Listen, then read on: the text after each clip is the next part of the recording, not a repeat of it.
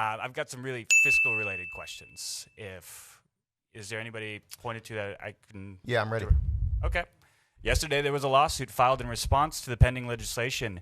There will be undoubtedly additional lawsuits filed against California. The Attorney General has already needed to request emergency funding to pay for the litigation. Do you anticipate needing to come back and ask for additional funding for the litigation? And if so, do you expect that in this normal budget year or budget cycle, or is it going to be an emergency ask? I think similar to the funds we gave to the Attorney General during the special session at the beginning of this year that have returned billions of dollars back to California at the expense of only $50 million investments that we spend protecting ourselves from this hostile administration, pay back several times over. So you believe that funding will be used in the lawsuits to fight this, and no more additional funds are going to be allocated towards that? I believe that the Attorney General's office, both now and under the previous Trump administration, has been wildly successful fighting the unconstitutionality. I'm asking for the funds. I'm asking for the funds. May I finish talking? Well, I've only got 5 minutes, so I'm asking for the funds. I'm not asking how good they are. If you can let him respond, that'd be great. Reclaiming my time. 5 minutes. I think Bryan. we're on the opposite ends. I have to reclaim. I just need the funds portion. Do you believe that there's going to be a budget ask now or later? I believe that any investment we make in the Attorney General's office yields back several times over more resources back to California. I'm not talking about how good they are. I'm talking about, do they need more money? Mr. Tugba, I think he's answered your question. Okay. Next question, please. Will litigation costs be tracked and reported separately so taxpayers can see the true cost of this measure?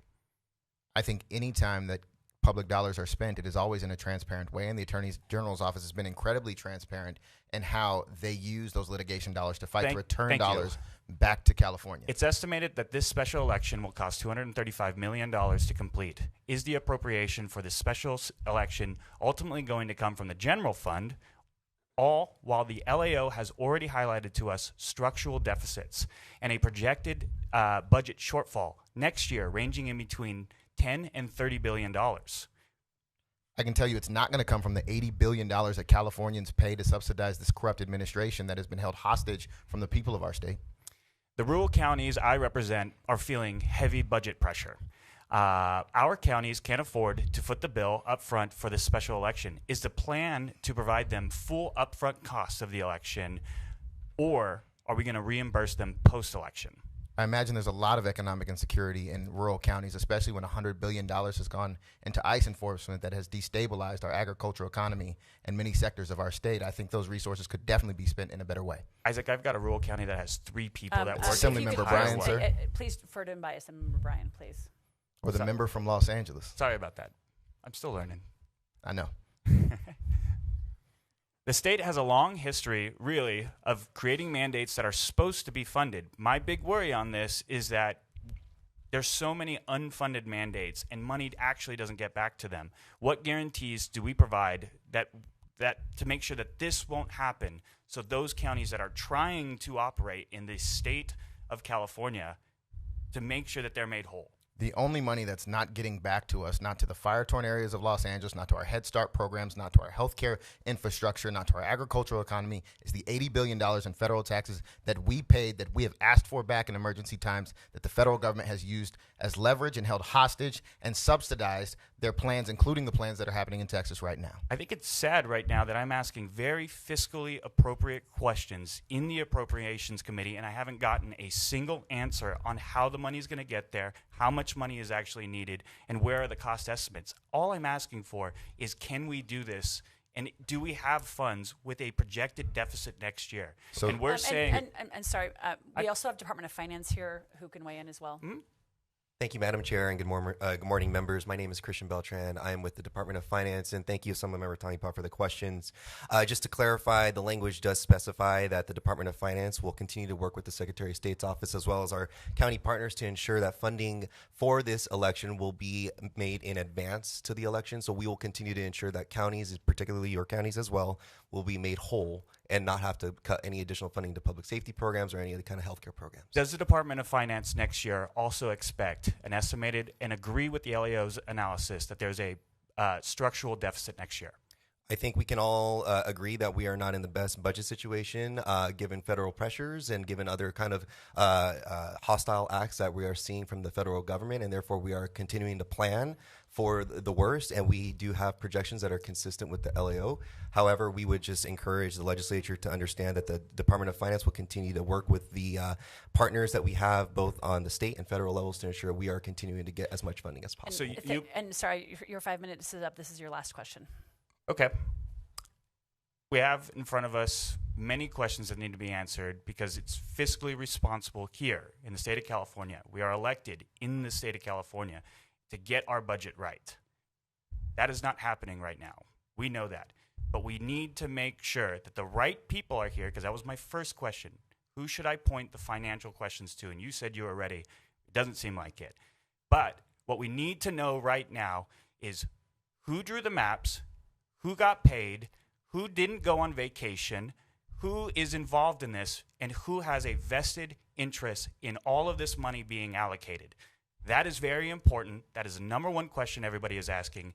Can somebody, anybody tell us definitively, whether it's leadership, whether it's the DCC, whether it's Paul Mitchell, whether it's special interests, who got paid to draw the maps and who is doing this, and did they register under the state of California to make sure that they can do this? Answer the question. Mr. Bryan, would you like to address that, and then we'll move on to other members? Sure, I'm happy to. And I appreciate you still learning which committee does what, because you started out understanding this is a fiscal committee and then went straight into your partisan BS, and that's perfectly fine. These maps were drawn in collaboration between many stakeholders, including experts who have been drawing lines for multiple municipalities for over 100 different jurisdictions across California and beyond. It was in collaboration with the legislature. Who are those many individuals, and how much did they get paid?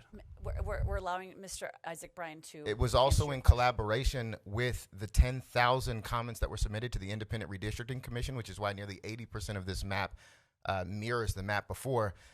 Let's also be very clear. The person who drew this map is the authoritarian in the White House who called for destruction of the foundations of our democracy by clawing back 5 seats that don't belong to him in Texas and forcing the people of California to respond. The people of California will draw this map on November when they have their voice heard. The legislature does not draw or implement these maps. The people get the final voice, and the maps will change not even a little bit unless they say so in November, and I believe strongly that they will. Well, we should know who Mr. paid Mr. to prepare Tongaba. you, because Mr. that's all we Tongaba, got. Thank you. Thank you. Okay. Still learning those rules. Any other questions from members on the committee? Thank you, Mr. Speaker and colleagues. I rise in strong support of ACA 8.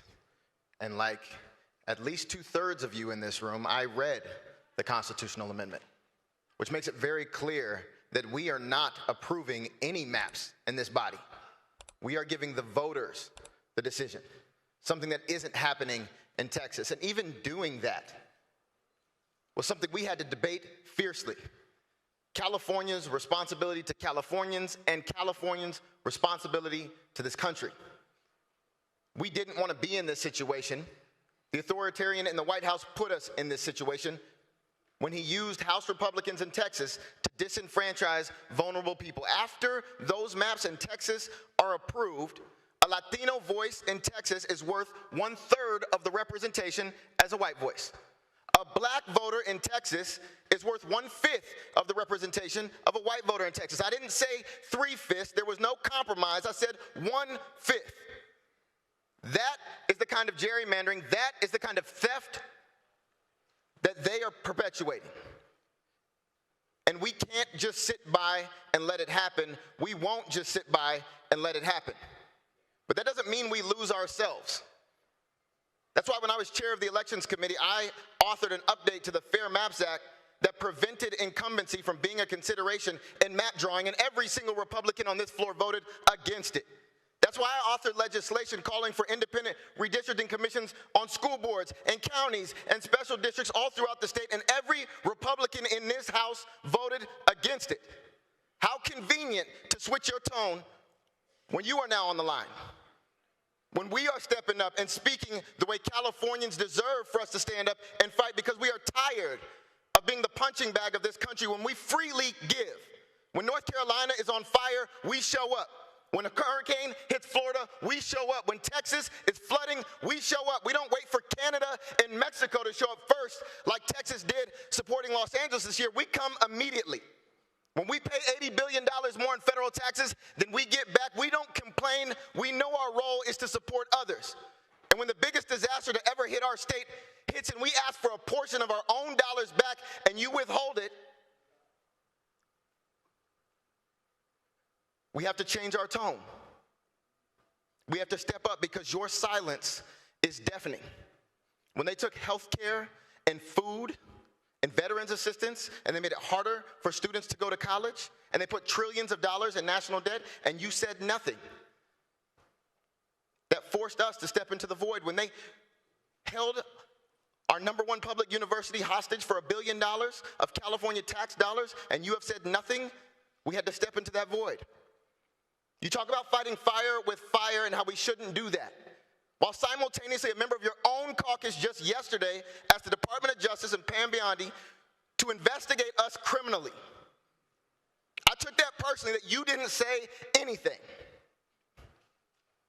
We are not just going to sit by and let our democracy crumble. Here in California, we're standing on business. And I respectfully ask for your aye vote.